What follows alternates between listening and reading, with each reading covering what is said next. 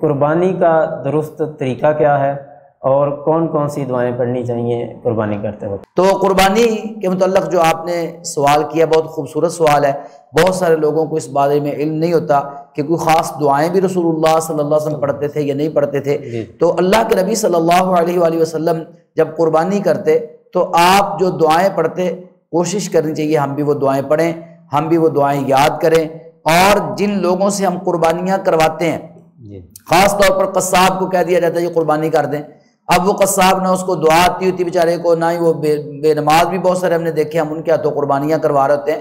تو سب سے پہلا مسئلہ تو یہ میں عرض کرنا چاہتا ہوں کہ قربانی کوشش کریں کہ اپنے ہاتھ سے کریں، حتیٰ کہ رسول اللہ صلی اللہ علیہ وآلہ وسلم کی احادیث سے یہ ثابت ہے کہ رسول اللہ صلی اللہ علیہ وسلم کے دور مبارک میں عورتیں بھی اپنی قربانی اپنے ہاتھ سے کرتی تھیں۔ تو اپنے ہاتھ سے قربانی کریں، مرد ہو تو وہ اپنے ہاتھ سے کرے، عورت ہو تو وہ اپنے ہاتھ سے کرے۔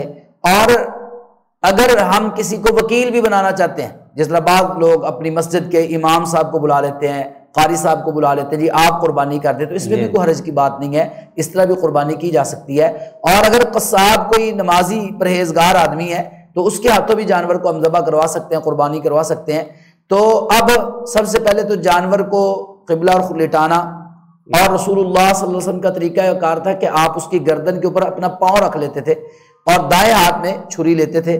چھری کو اچھی طرح تیز کر لینا چاہیے، بسا اوقات یہ ہوتا ہے کہ چھری تیز نہیں ہوتی اور جانور کو تکلیف ہوتی ہے، اور قربانی کرنے سے پہلے ایسے ہی خواہ مخواہ بار بار جانور کو چھری دکھلانی بھی نہیں چاہیے، اور جانور کو پہلے پانی وانی پلا لینا چاہیے۔ اب چھری پکڑ لی آپ نے، تو رسول اللہ صلی اللہ علیہ وسلم جو دعائیں پڑھتے وہ یہ تھیں، انی وجہت وجہی للذی فطر السماوات والارض حنیفا وما انا من المشرکین ان صلاتی ونسکی ومحیای ومماتی للہ رب العالمین لا شریک لہ وبذالک امرت وانا اول المسلمین۔ یہ تو قرآن مجید کی آیات ہی ہیں، یہ آپ پڑھتے ہیں۔ اس کے بعد رسول اللہ صلی اللہ علیہ وسلم کہتے اللہم من کا والا کا، یا اللہ یہ تیری طرف سے ہی ہے اور تیرے لیے ہے۔ تو یہ الفاظ کوئی مشکل نہیں ہے، اللہم من کا والا کا۔ اس کے بعد رسول اللہ صلی اللہ علیہ وسلم کہتے اللہم تقبل من محمد، یا اللہ یہ محمد صلی اللہ علیہ وسلم کی طرف سے قبول فرما۔ ٹھیک ہے، آپ اس کی جگہ پر اپنا نام لے سکتے ہیں، اللہم تقبل منی کہہ سکتے ہیں، ومن اہلی کہہ سکتے ہیں، یا اللہ میری طرف سے اور میرے اہل کی طرف سے اس کو قبول فرما۔ کسی اور سے آپ کروا رہے ہیں، مثلا آپ مجھے کہتے ہیں جی آپ مفتی صاحب میری قربانی آپ کر دیں، تو میں آپ کا نام لے سکتا ہوں اللہم تقبل من عبد المنان، ٹھیک ہے، وہاں پر تو رسول اللہ صلی اللہ علیہ وسلم یہ پڑھتے۔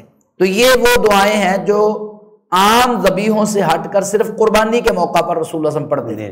اور اس کے بعد عام جو دعا ہے ذبیحے والی وہ تکبیر ہے، جس کے بغیر جانور نہیں ذبح کیا جا سکتا، اگر ذبح کیا جائے گا تو وہ حلال نہیں ہوگا۔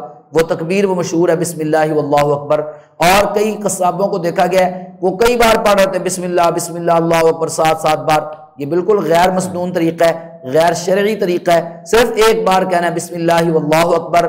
اور کوشش یہ کرنی ہے کہ جانور کا یہ سب سے اوپر والا حصہ ہے گردن کا، یہاں پر آپ چھری چلائیں، اور 4 رگیں ہوتی ہیں ان کو کاٹنا ہوتا ہے۔ سب سے پہلے تو یہ جو سانس والی نالی ہے موٹی سی، اس کے ساتھ خوراک والی نالی ہوتی ہے، اور اس کے ساتھ 2 نالیاں اور ہوتی ہیں، تو یہ 4 نالیاں کاٹنی ہیں۔ بہت سارے لوگوں کو دیکھا ہے وہ نا بہت جلد بازی کرتے ہیں، منکا فوری توڑ دیتے ہیں، تو منکا نہیں توڑنا چاہیے، بلکہ جانور کو یہ جو 4 میں نے کہا ہے وریدیں یا نالیاں ان کو کاٹ کر چھوڑنا چاہیے، پکڑ کے رکھنا چاہیے، مطلب ہے کہ آپ اس کی وہ منکا نہ توڑیں، خون نکلنے دیں، کیونکہ جو ہی منکا توڑ دیا جاتا ہے نا تو خون نکلنا بند ہو جاتا ہے۔